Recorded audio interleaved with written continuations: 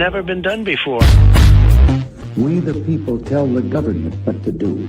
It doesn't tell us. We the people are the driver. The government is the car. And we decide where it should go and by what route to do. We the people are free. And I hope we have once again reminded people that man is not free unless government is limited.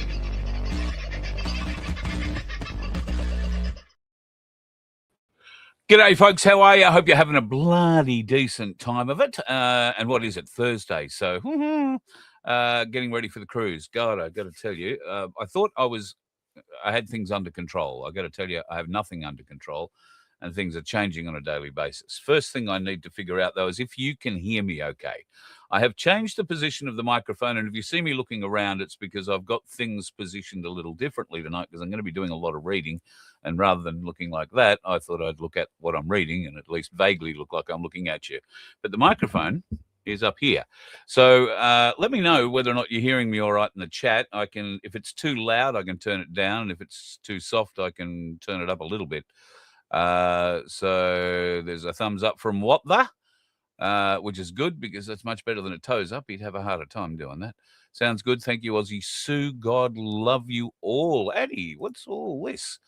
Can't find the prompt. Yeah, please feel free to join. If you are subscribed, if you hit the join button, you are able to join a little deeper, so to speak. I think that might be what you're referring to.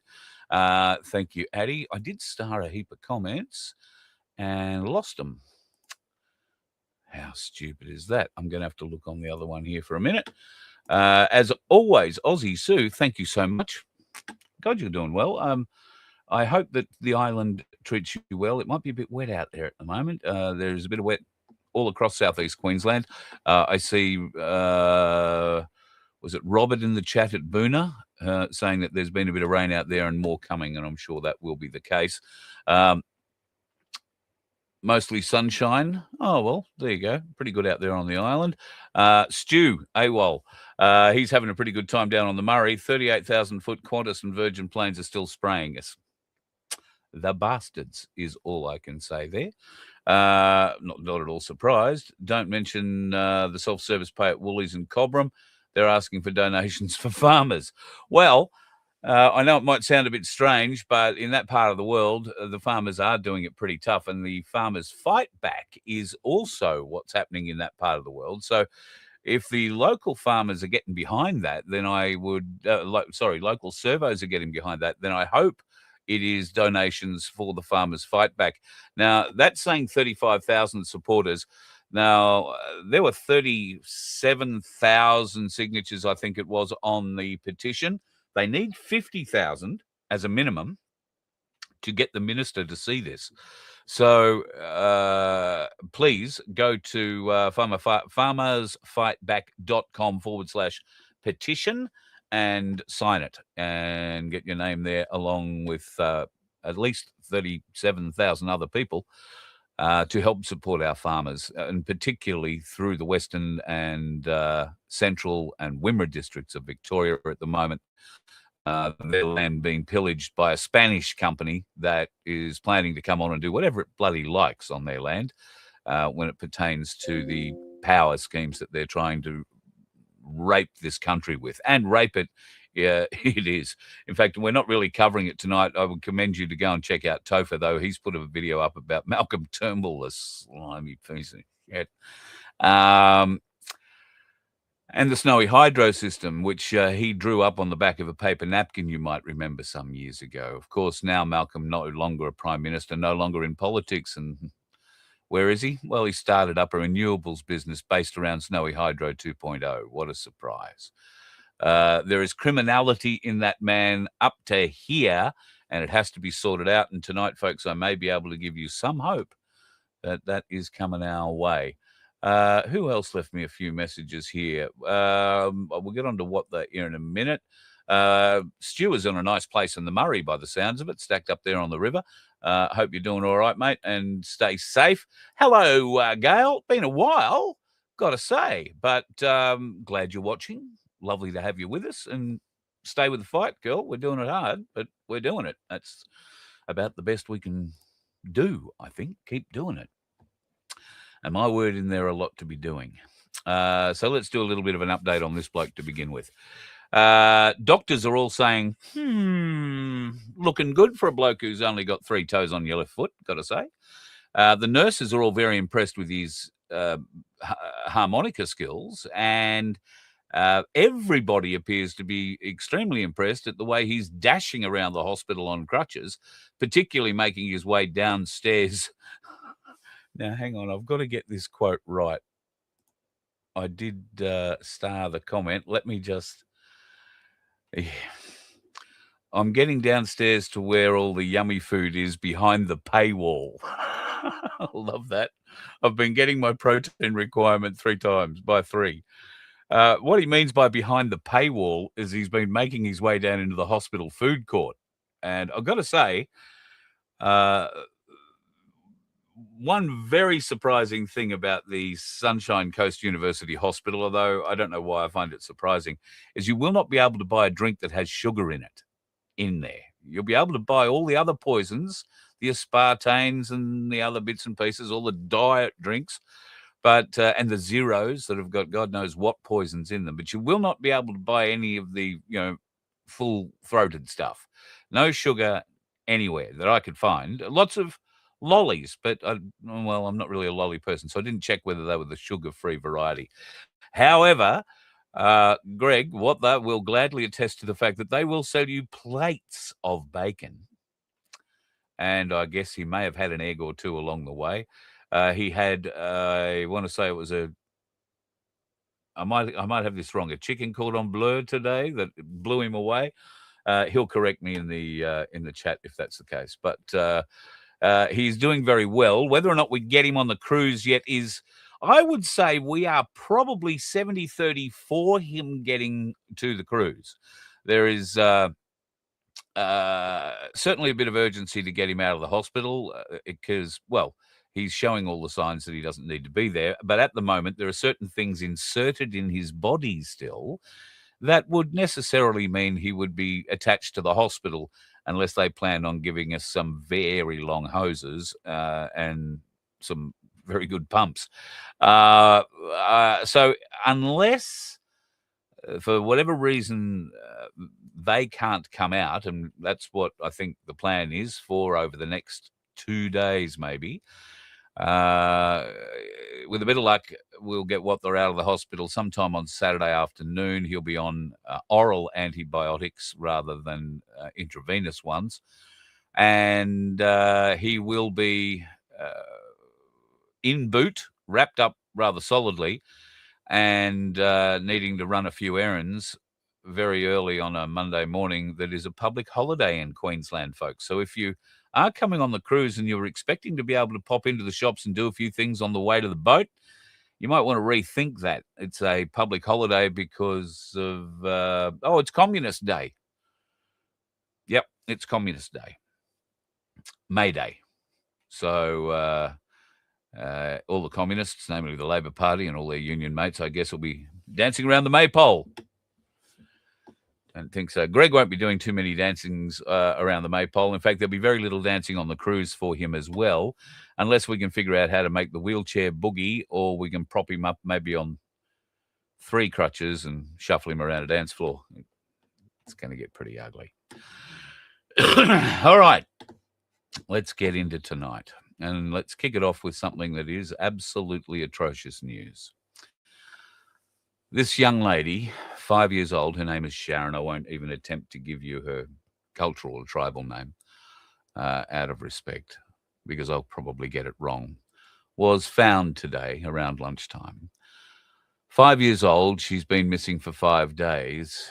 She was abducted from the camp that she was living in, a town camp they're called, outside of Alice Springs, by a bloke who just got out of jail fairly recently from all accounts. There were no restrictions on him. That means he's probably done every inch of the sentence that he was given. And then he wound up in this town camp and was seen wandering off with this girl after midnight last weekend, I think Saturday night, Sunday morning. Uh, Absolutely tragic that 5 kilometers down the road, apparently, they found her. They have found her underwear, his singlet, and both contain DNA. Her underwear contains both his and her DNA, apparently. It is truly a god awful circumstance that not enough Australians are talking about. I guess because it's a problem that most Australians, if you're like me, you don't really understand. You've never really lived it. You've never really seen it. You might think you've seen, people living tough, but until you have seen one of those camps, and I haven't, I've got to admit, the last time I was in Alice Springs was 1990, but I did go on a tour then with the then manager of Impaja TV, who took me around to a group of homes, commission homes that had just been built and had been handed over to some local Aboriginals as new homes to get them out of the camps. And within a month, I think it was 4 homes, sort of all on a block. All 4 had been stripped of anything wooden. Their floors had been torn up. There had been fires started inside the lounge rooms, which people could sit around and do what you do outside, except do it inside, sort of thing. Anyway, all the toilets were smashed, the showers, anything that was useful was smashed beyond recognition. Obviously, made completely unlivable, and then they all moved back to the camps. That's my last experience of Alice Springs. It wasn't great, but I was there one day, one night. I can't begin to think what these camps like Old Town must be like. Just horrendous, but I don't know how to begin to think how we change that without significant change coming from the Aboriginal community themselves. But unfortunately, the Aboriginal community has been funded to become a basket case, not by their desire or their lack of wanting to maybe become much more. They have been, like we all have in various different ways, trained to accept what's happening to them. I came across something that somebody posted. I'm not sure whether it was on Telegram or whether it was on Facebook or wherever it was, but I felt it was so good it was worth reading to you. And it's called The Aboriginal Industry Explained. So it's a little bit long, so bear with me, but I guess you're kind of used to me talking, aren't you? Australia is told that this system exists to close the gap, but the gap does not close. The money grows, the bureaucracy grows, the consultants grow, the legal structures grow, and the approved organisations grow. Their numbers always grow. But the disadvantaged Aboriginal child, family, and community are still used as the moral shield for a system that too often benefits everyone around them before it benefits them. That is the Aboriginal industry. It's not the Aboriginal people, far from it. It's the political, legal, bureaucratic, and activist machine built around Aboriginal disadvantage.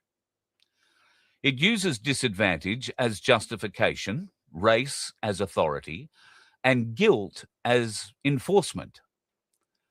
When Australians question it, they're labelled racist. When communities resist land decisions, they're told the process is already decided. When the public votes no, the same agenda keeps moving through other channels. Australia never voted to hand its future to selected groups, funded bodies, foreign rights frameworks, and bureaucrats operating above ordinary democratic consent. And the cruelest part of all this is the people used to justify the system are still waiting for the benefit. That's why this may come as one of the biggest political scams in Australian history.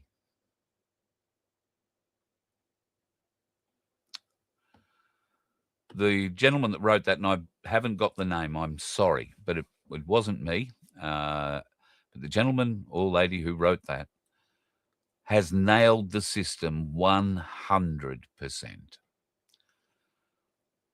And for me, something they probably didn't touch on, but is inescapable when you view this through any lens without bias, is that it is Aboriginal people helping to rip off Aboriginal people. It is the land councils who, by hook, by crook, by knowledge or by disinterest, haven't figured out that they are being used. And I think many of them have figured out that they are being used, but then they profit from it. So it's very difficult to want to go back to one of those camps if you've been able to buy yourself a nice plot in Noosa and settle down.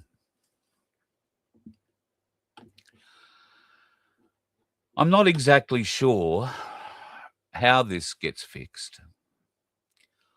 I'm glad I'm going away on a cruise because I like to think I'm a problem solver.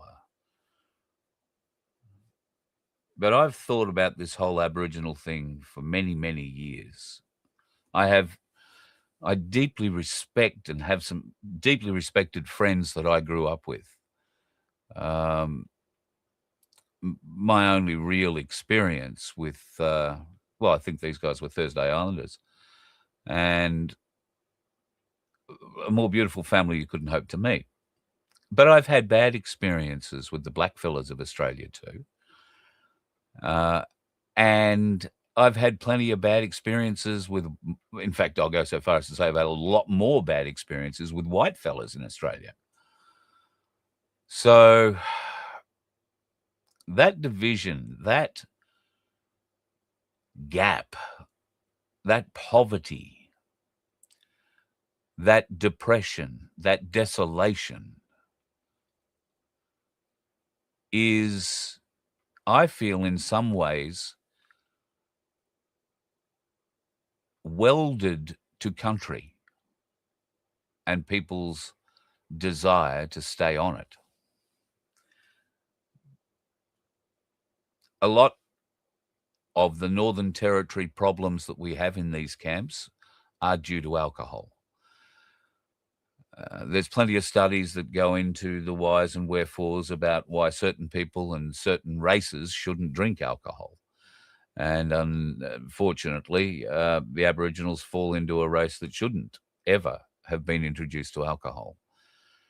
I would go so far as to say white man's pretty much the same. But for one reason or another, there seems to be more white fellas who can control themselves on it than there are black fellas. And sadly, the crime, the domestic violence, and the level of crime, the rape of small children. We've only heard about this young girl, Sharon, because she's the most recent.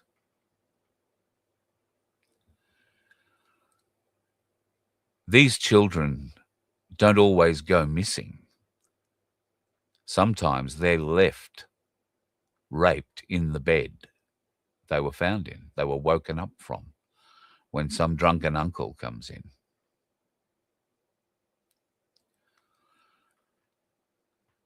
I understand the bond for family. I understand the cultural need to keep these kids close. But how can we keep them protected? And I'm not having a go at the parents or the grandparents, whoever in charge of the child at this time. From all accounts, everybody had done everything they could for where she was. I mean, she was asleep in her bed, although it's unclear that was actually a room or anything. It might have just been a mattress in a darker part of the camp. But how do we fix this? It's not a matter of throwing more useless money hand over fist at the people who so far have grown very rich personally without making too much of an impact in the areas where the money really needs to go. And we need to make these people accountable. We might need to sell a Noosa mansion or two. Just saying. I'd like your thoughts on that. Please leave them in the comments. Quite often Australians are too scared to speak up, worried about being defined as racist. There is nothing racist, and there's not a racist bone in my body towards my Indigenous brothers and sisters. I see them as my Indigenous brothers and sisters. I don't think I've got enough air left in me to learn how to play the didgeridoo, but if I could, I would. Mouth organ's about as far as I can go. But we have to figure a way to stop this shit. We have to bring... It might be harder to bring, the older generations out of it, but we have to be able to break this cycle for the younger ones. We have to be able to do that. Now, if there are willing adults to break that cycle, then that means that there should be places built, safe places, communities built where these people can go and live. And the consequences of having alcohol or inviting dangerous people in are significant. And people like this piece of filth, they are banned from those communities for life once they get out of jail. They're banned from going anywhere near it, and going anywhere near it means you go back to jail for a year just for walking within a mile of it. Of course, that fella, I'd like to see a whole heap other things done to him. And from what I've heard, I've made a couple of calls to Alice Springs today, and from what I've heard at the moment, the police are pretty confident that he is still in the area. They are pretty confident that he is being looked after by friends or family who are hiding him currently. They might be trying to convince him to come in. He may have lied to them and said, no, it's got nothing to do with me, and yada, yada, yada, yada, yada, bullshit. But at any rate, they have DNA, and they've matched it very, very quickly to him and to her. So I don't know how they managed to do that, but it's alleged that that's what's happened. And they only found her at about midday today. And although that stuff was found a couple of days ago, the clothes, wasn't it? So it's been in Darwin for a couple of days. So I guess that's fairly fair. But at any rate, if the police don't get to this bloke, I am led to believe that there is a large group of men, including some very serious Aboriginal trackers, who are tracking this man, who are trying to find him.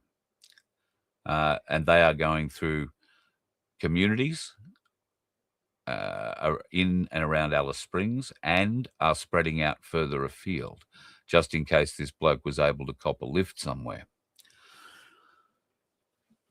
He would probably want to hope that the police find him first, because at least then he's going to get a jail bed and meals at our cost for the rest of his life. Whereas if the other group find him, he's likely to get a spear somewhere where it won't tickle that will end his life. And I would suggest use it 100 times. Push it in slowly. On behalf of all Australians, filth like that doesn't deserve a clean or pleasant death. On to something else, shall we? nothing to do with killing, more like hopeful killing. U.S. Central Command, Captain America to the rescue, has requested deployment of a new, wait for it, hypersonic missile. Yet, well, Russia has one, China has one, Iran has one. So America's got to have one. And like everything else that America has in its arsenal, it's got to have a cool name. Well, it doesn't get much cooler than this. America's hypersonic missile is called Dark Eagle. Now, why do they need Dark Eagle? Well, Dark Eagle can strike deeper into Iran. And I thought, well, that makes sense. It's a hypersonic missile. But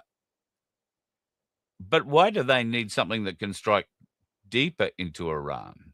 So I read a little further down, and it said that it appears the current missiles being used, which have a range of about 300 miles, which I guess is what, 650 odd Ks or something like that. Don't ask me about maths.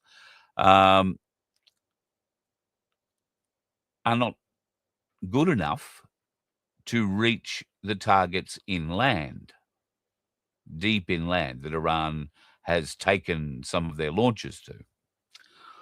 So I thought, okay, well, that's quite fair. These missiles can only go as far as they can go. However, two things. I didn't think that Iran had any more launches. Oops. Clearly they do. Second, I thought America had total air superiority in Iran between America and Iran. I beg your pardon, Israel had total air superiority over Iran. So it wouldn't really matter where they took their missile launches. They could be reached out with a B-1 or a B-2 stealth bomber or any number of other ways. But no, we now need hypersonic weapons to get there. All right. Okay. However, there's been a bit of a problem. Dark Eagle flies more like lame duck, which is a tad tragic. It's gone through some, as the military describe it, it's had something of a troubled development program and has yet to be declared fully operational. It's a bit of an embarrassment, you know. They've been meant to have this in the arsenal since 2022, but unfortunately, due to a whole heap of fizzes, I guess is the nice way to say it, it hasn't come off. So the request for forces submission has been justified because of this, launcher move by Iran. Has nothing to do with the fact that they may have run out of Tomahawk cruise missiles.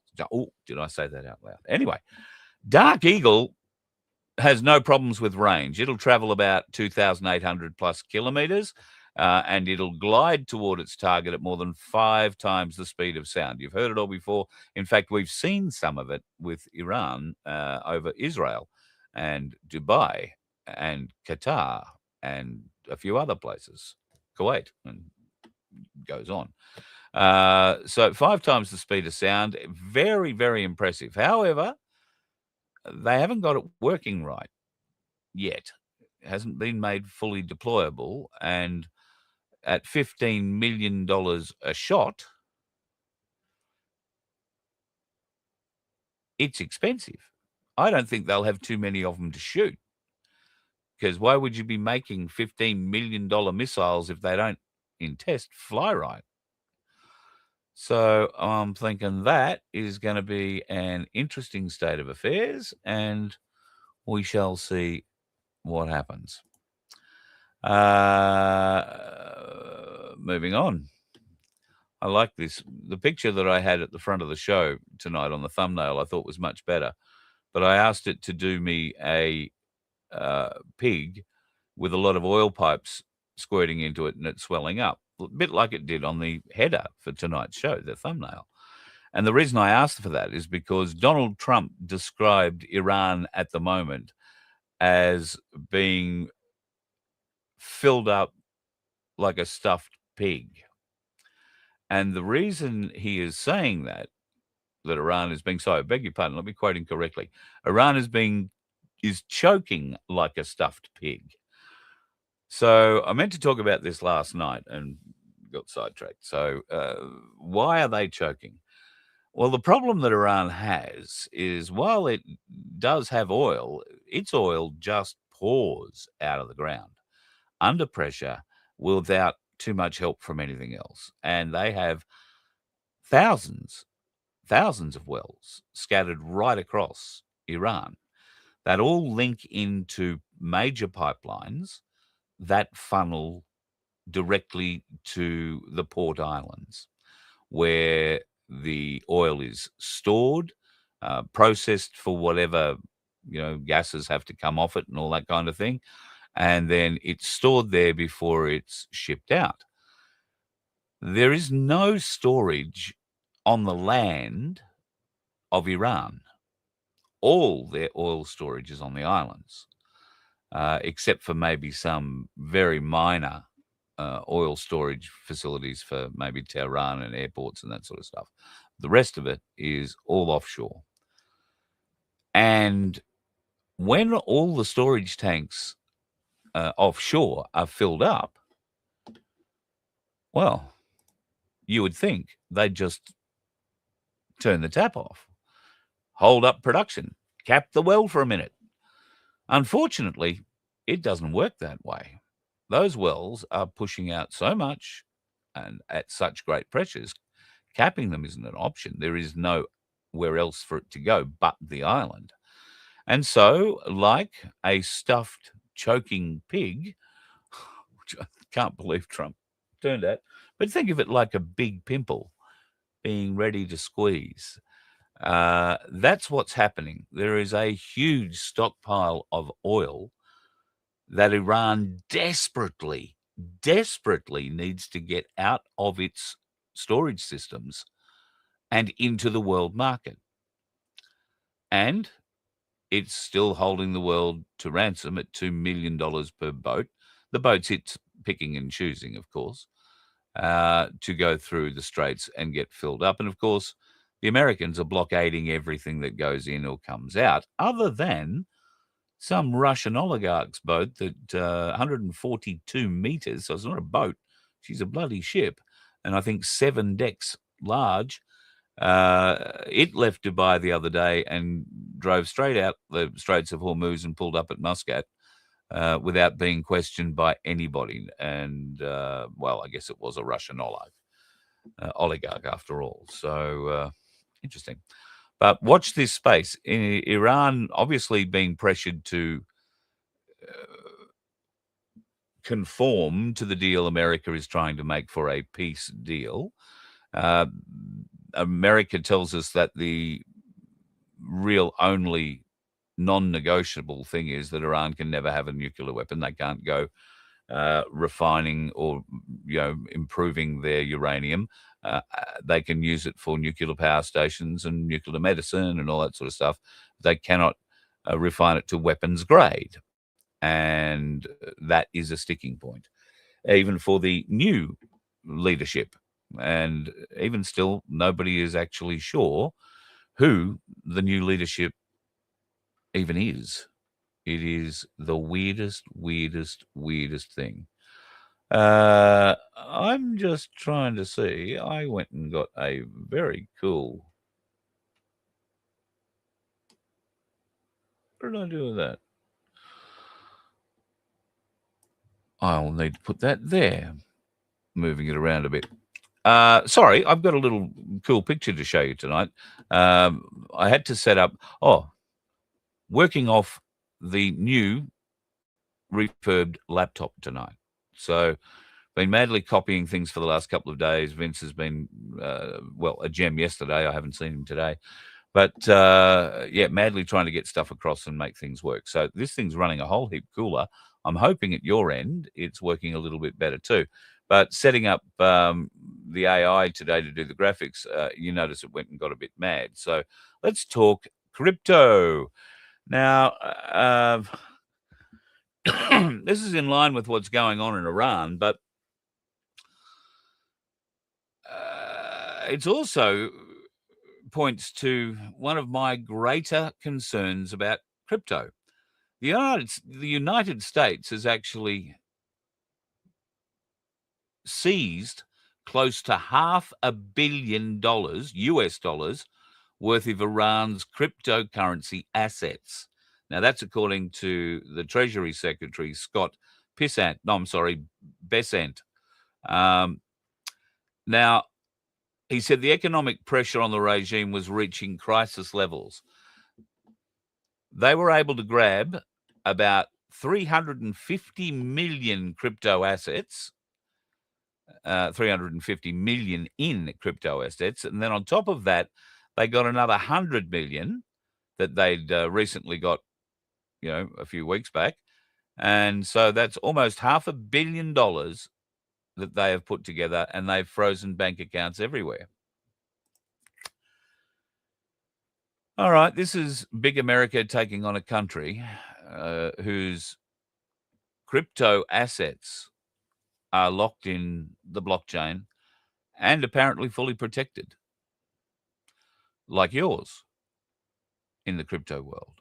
All this story does to me is alert me that if you have your money in any kind of digitized form, it's not your money until you have it in your hand or have spent it. Because you could just as easily go to get it and put it in your hand, or, like they would prefer, have no cash at all and just tap and go, and you don't get access to your money. All of a sudden, you're barred from it. Or worse still, you've got all the access in the world to the account, but like old mate, gone. Nothing left in it. I don't know. I still struggle with this whole crypto and digitized currency future of ours. Sadly, I believe a version of it is coming one way or the other. And we just have to keep cash alive and gold and silver, which will form, as it always has in history, the basis of a different economy if people are locked out of digital money, so to speak. And Ainsley Bullion, of course, great folks to talk to about gold and silver. And right now, I'm a bit down about the price, but I've got to be honest, if I had cash, I'd be buying silver right now because it's a bit over $100 an ounce. And everybody is talking about how it's going up soon again. Now, why is it going up? Well, it's got to do with a lot of pressures on the gold market. It's got to do with a lot of the sales that are being called at the end of this month for May delivery of silver. There have been a lot of orders, and a lot of those orders normally get passed forward. We've discussed this before, but this time around, there are a lot of people standing for those orders, and there are millions upon hundreds of millions of ounces of silver that are being called at the end of the month today. So they've been suppressing the price for as long as the last 2 weeks.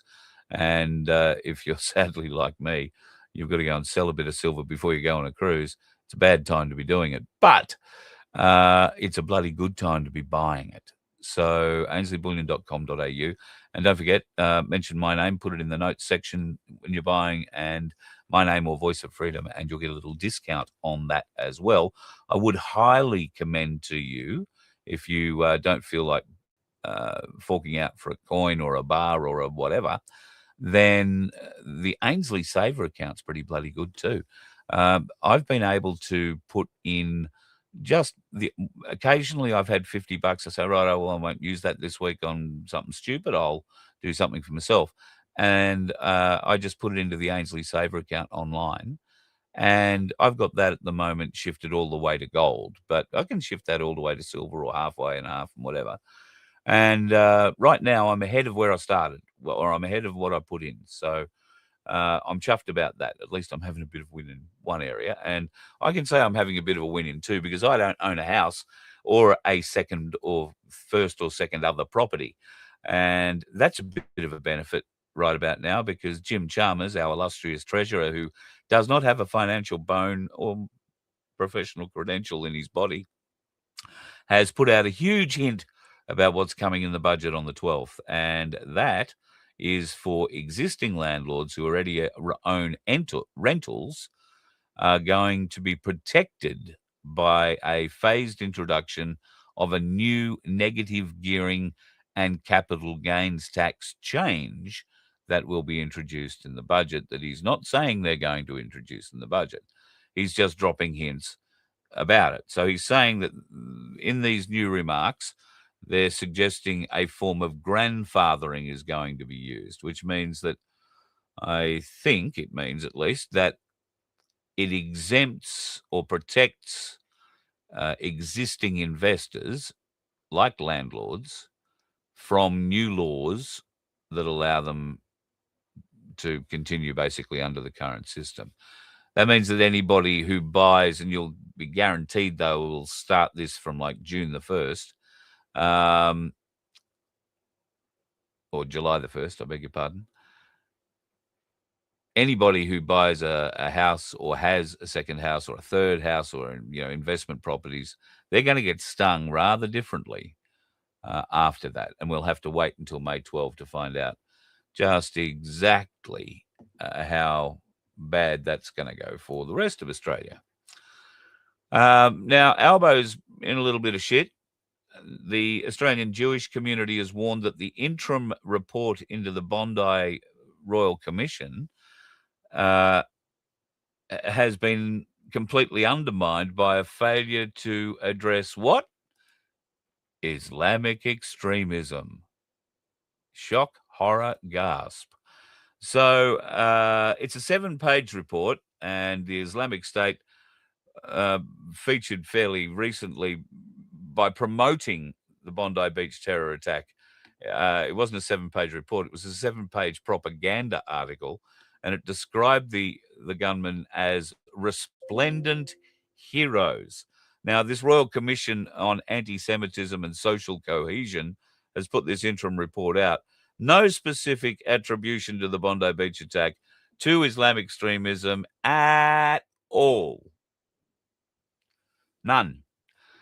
But you'll be happy to know that Tasmania have gone to the federal government and have done it very, very directly, very bluntly.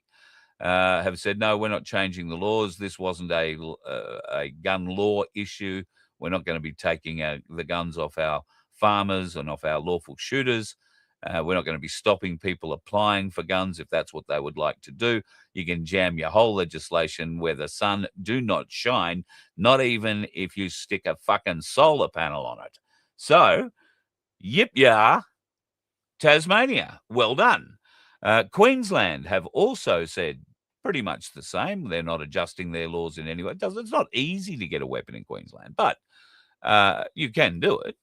And the same for South Australia. I think in Victoria, everything is difficult. They make everything difficult in Victoria, including trying to get rid of is what they're making difficult, the current Premier, Jacinta Allen, who nobody wants to step into that seat. Nobody wants to step into that role. They want her to stand there and face the people right up to the election, where undoubtedly, well, no, never say undoubtedly, because Labor has a way of winning the unwinnable election somehow. And we might get to that shortly. In fact, we might get to that now.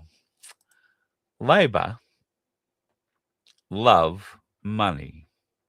This is the Labor money that they've picked up. Some of their biggest, and I mean biggest, donators.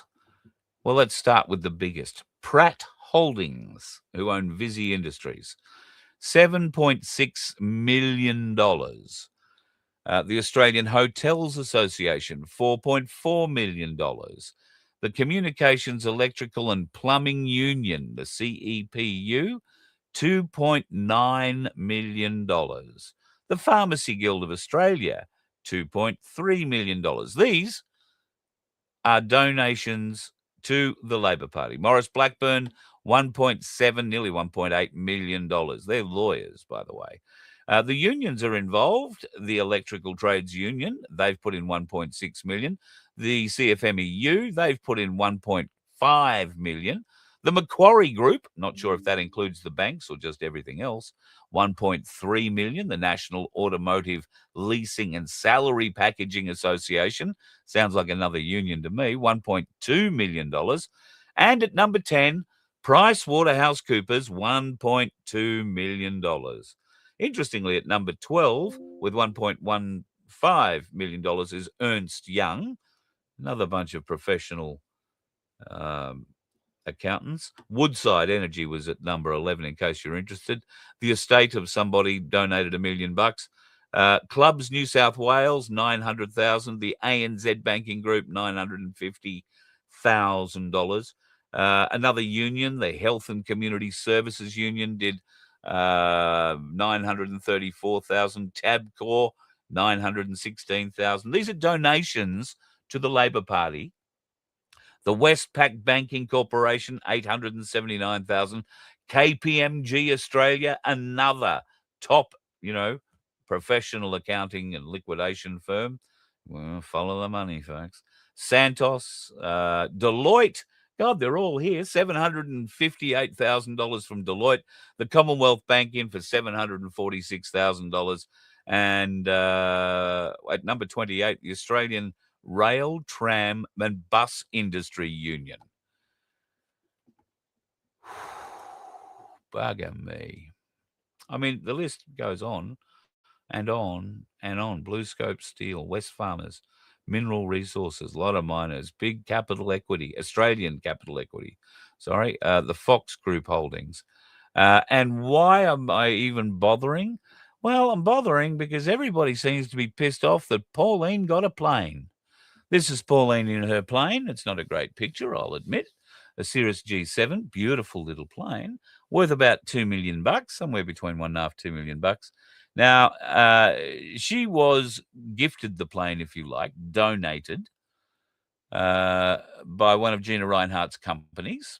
And then some other folks have come out and gifted cash to keep the plane running, to pay for pilot, pay for maintenance, pay for fuel, pay for all the other bits and pieces, to keep Pauline and the One Nation team in the air and able to visit as many Australians in as many regional places of this country as possible. And everybody's crying about, Pauline's copped in one day a donation of $4 million. Well, that's sort of what it's worth between the plane and the cash. Absolutely. She's copped a donation of $4 million. However, let's just go back here and look at the big figure for Labor. $90 million is what Labor has been gifted. 90, not 4.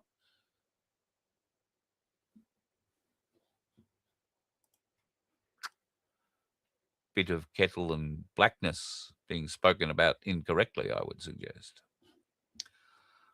Not happy, Jan. I would prefer that the criminals were audited by the likes of PricewaterhouseCoopers or Ernst & Young, rather than them appearing in the criminal list that seems to be aiding and abetting in the alleged theft of our country's wealth and the continued slavery that we are induced to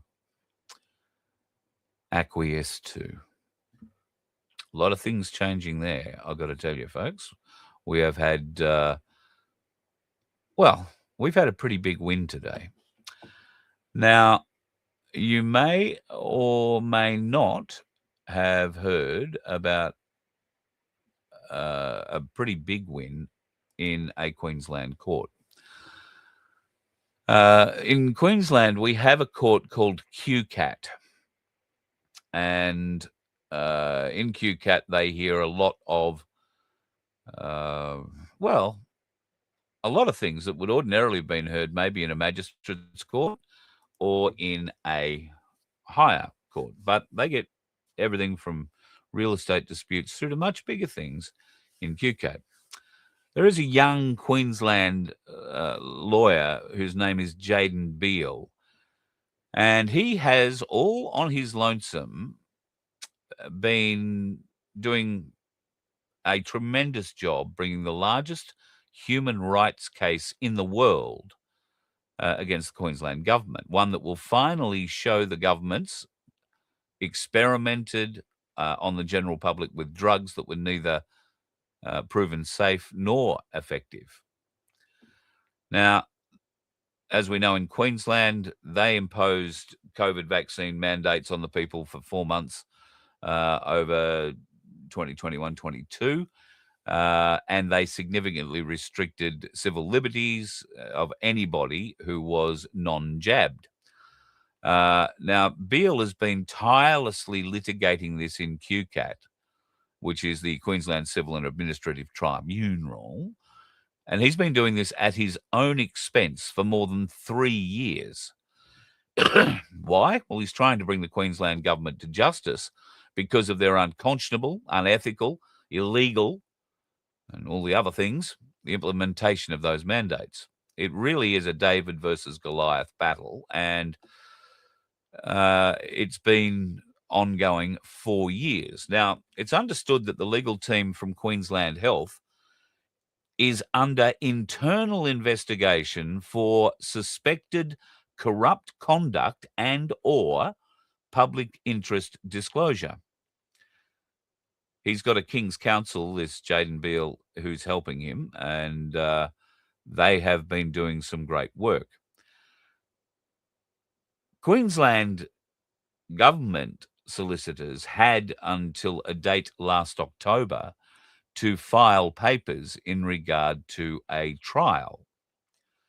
And in response to what Jaden had filed. Now, what Jaden had filed contains the affidavits and reports of 13 senior experts, and they've all come in and given evidence against the government on behalf of the public interest. Those reports are quite damning. There are also additional allegations of widespread medical experimentation, violations of individual medical freedoms, and the case is also a landmark for religious freedom fighting because it will defend against the argument by the government that a Christian may not rely upon the Bible as a basis for their belief. So the case is looking to uphold one of the most sacred religious traditions, which is the ability for religious people to read and to apply their holy book in their life. It is a hugely significant case. And as I say, the government had to reply to the scientific reports that were filed by these 13 experts and used in evidence. But after all this time, they didn't bother filing. So, for what is believed to be the first time in court history, the case, Jaden moved for the case to be ruled in his favour without a trial because the Queensland government didn't bother putting up an argument. So this was all in spite of a request or despite the fact that the case is also simultaneously sparking an anti-corruption investigation into its written legal defence and whether or not the government lawyers lied about the reasons for the vaccine mandate in the public in the first place. It's very clear that the Queensland health officer at the time, who has resigned from the job now, but I think was appointed the governor of Queensland not long after. I could be wrong. Might have been someone else, but I'm pretty sure it was the Queensland, now current Queensland governor, if it's not the current one, it's the one before her, that was appointed from a health officer to become governor.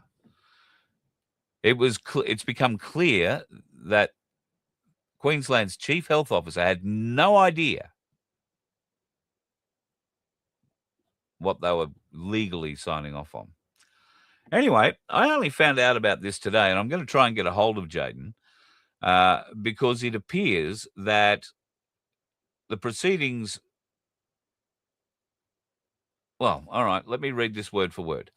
Australia, however, is one of the few jurisdictions in the world that has a Human Rights Act.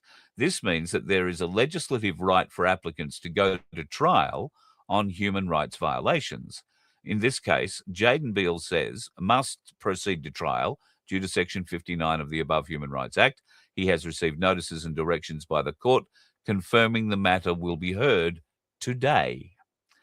I have heard through sources that he has won that case today. There has been no formal handing down of the judge's decision yet. That will take a week.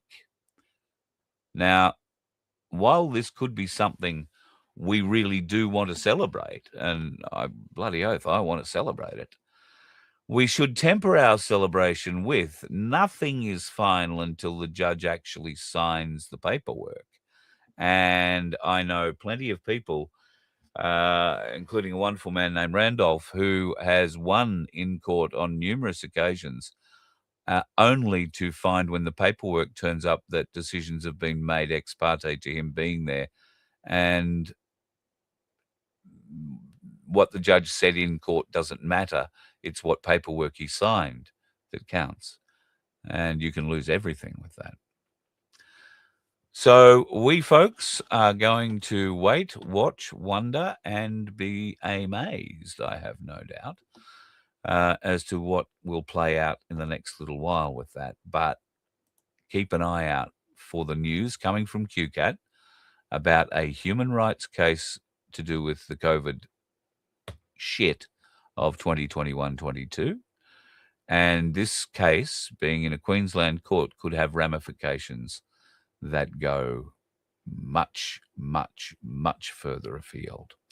And that gives me hope that this bitch might be in a bit of trouble too.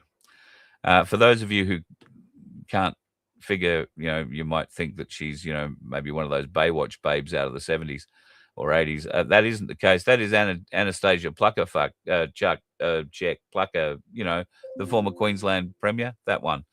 The fella beside her, however, is the boyfriend. Now, he's a surgeon, a Bib or something his name is, down on the Gold Coast. But turns out today, or yesterday, he may have had a bit of a bad day. It's alleged that the police raided his place. Not sure that she was there or not, but they certainly arrived en masse at his place in Burleigh Heads. That's one police car, but apparently there were quite a number of them. And the coppers did a fairly thorough search. 7 News were there to catch it all. I wonder how 7 News knew to be hanging around a Burleigh Heads luxury apartment building at the time a whole bunch of police cars turned up. Although I do know on the Gold Coast they don't have much to do, so they would hang around the beach, they listen to the radios, they would chase the cars. So there is a bit of a possibility. They were being thorough. They checked the barbecue. I don't know. Brown paper bags, you never know where you store them. Not suggesting the police were looking to keep the brown paper bag, just looking to see if there was one. So Anastasia Pluckerfuck, good luck. Every day I'm seeing things that give me much, much greater encouragement that the world, as you and I know it, is coming to an end and a great new one is coming our way. Hopefully the world doesn't end next week when we're on the cruise. That'd be a bit of a shit. Although if you're going to be on a boat and a tidal wave comes, point the bow into it. Let's see how we go. Have yourself a bloody great one, folks. Look forward to talking to you tomorrow night. Don't miss tomorrow night's show. It's going to be a ripper. If you're unaware of the story of Matthew French, you are going to be blown away at what this young man has been through in his life and has been able to create from his trauma now to be able to help youth in this country. And if you've got kids who are under 17 years of age who are pretty hard to control, who are maybe heading down a path you prefer they didn't, then up to you. Let them watch this show, or you watch it for sure. This has to be done eventually with parents and kids together, because change has to be made basically everywhere. But listen to how this is done. It's just amazing. Matthew French tomorrow night, Voice of Freedom. Vince will be joining us then too, folks. You be safe on the roads. There are dickheads out there everywhere. I spied one today. Fortunately, he'd done his dickhead piece before I got there and was wrapped around a tree. Nobody hurt, just a very badly wrecked car. Have yourself a good one, folks. And please, tonight, give a prayer for little Sharon, who is somewhere lying on a tin slab in a bloody fridge in Alice Springs. All because Australia has let down our Aboriginal community. And most of all, the corporate Aborigines that are driving that. You let one ant stand up to us, then they all might stand up. Those puny little ants outnumber us 100 to 1. And if they ever figure that out, there goes our way of life. It's not about food. It's about keeping those ants in line. That's why we're going back. Does anybody else want to stay? Let's rock!